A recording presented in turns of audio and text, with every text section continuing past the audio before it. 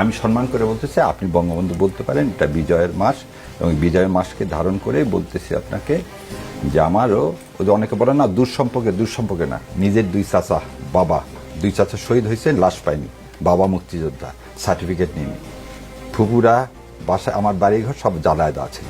So এরপরে আর আমাকে বোধহয় বলতে হবে না যে আমি মুক্তিযুদ্ধের পরিবার সন্তান কিনা।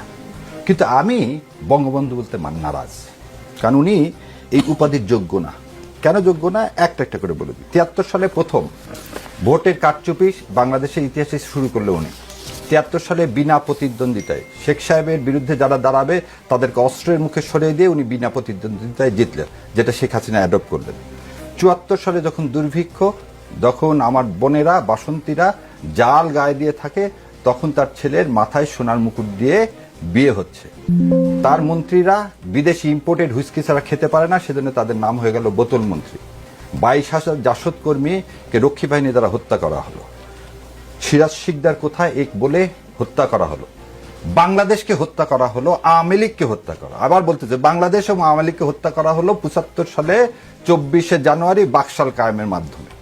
সেই লোক কোনোদিন বঙ্গবন্ধু হতে পারে না, কারণ সেই লোক এ দেশকে ইন্ডিয়ার হাতে তুলে দেওয়ার জন্যই পাকিস্তানের কাছ থেকে আমাদেরকে সরিয়ে ফেলে। সেই জন্যই আমাদের 36শে জুলাই আমরা সবসময় বলতেছি দ্বিতীয় স্বাধীনতা। সো স্বাধীনতার মাসে এই কথা বলতে পেরে আল্লাহর কাছে আমি শুকরিয়া আদায় করতেছি।